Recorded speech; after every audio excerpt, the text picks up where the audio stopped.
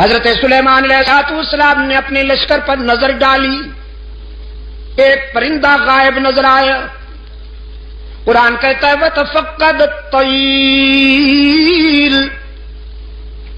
فَقَالَ مَا لِي لَا أَرَى الْهُدْهُدَ أَمْ كَانَ مِنَ الْغَائِبِينَ۔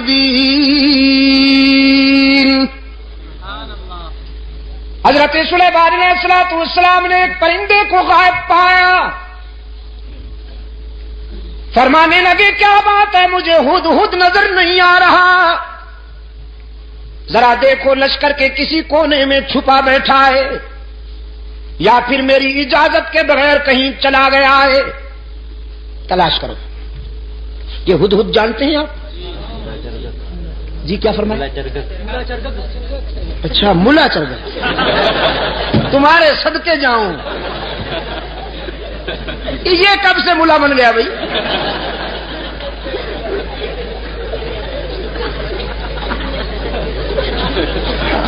اور آپ کو یہ اتھارٹی کس نے دی ہے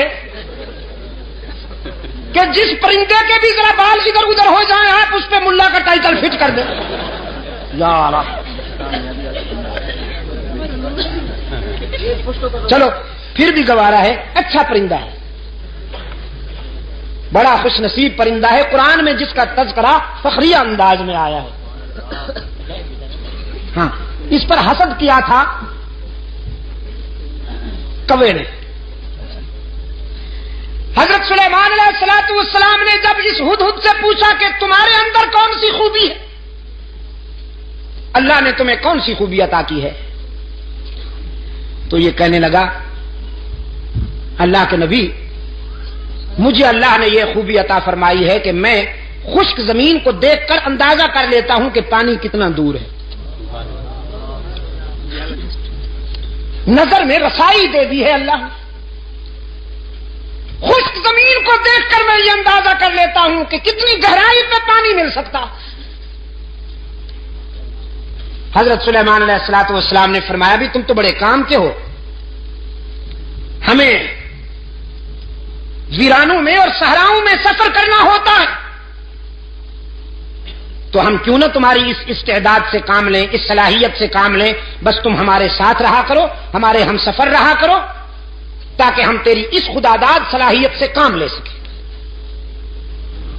اللہ کے نبی نے ہدہد کو اپنا مقرب بنا لیا، اپنا ہم سفر بنا لیا، کوے میاں سے برداشت نہ ہوا۔ یہ کوا جانتے ہیں نا آپ، کالے لباس والا مسٹر بلیکی،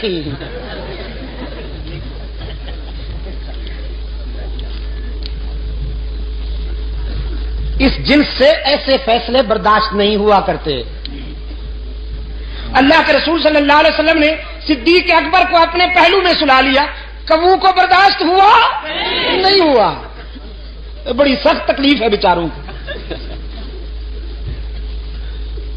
استغاثہ دائر کر دیا کوے نے ہدہد کے خلاف،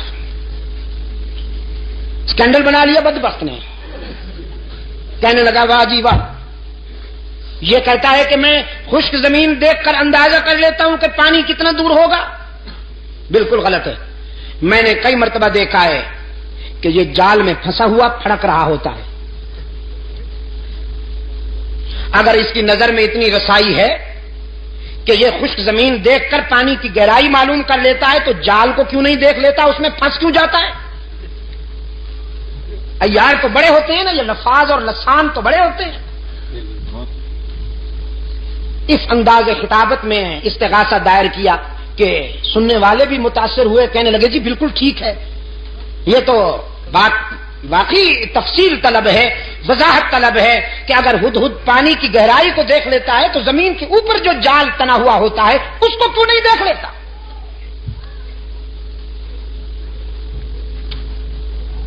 حضرت سلیمان علیہ السلام کی عدالت میں طلبی ہو گئی ہدہد کی، کوا بھی برادری سمیت آ پہنچا۔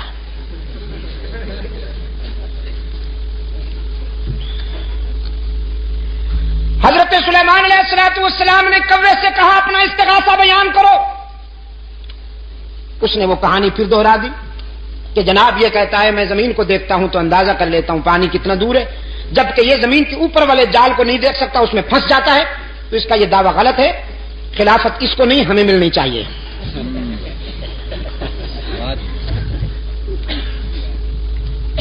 مولانا رومی رحمت اللہ علیہ نے اس سوال و جواب کو منظوم کر دیا ہے اپنی مثنوی میں.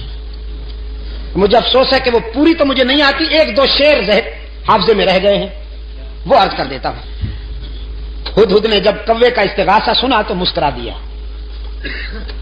فرمایا زاغ کو از حکم مولا منکرست، زاغ کو کیوں زاغ کو از حکم مولا منکرست، 100,000 عقل دارد کافرست. یہ کوا جو لفاظی کرتے ہوئے میرے خلاف استغاثہ لایا ہے، اصل میں یہ میری صلاحیت کا منکر نہیں، اللہ کی تقدیر کا باغی ہے. وہ جو جال تنا ہوا ہوتا ہے جس میں میں پھنس جاتا ہوں، وہ میری نظر کی کمزوری نہیں ہوتی، تقدیر کی بالا دستی ہوتی ہے.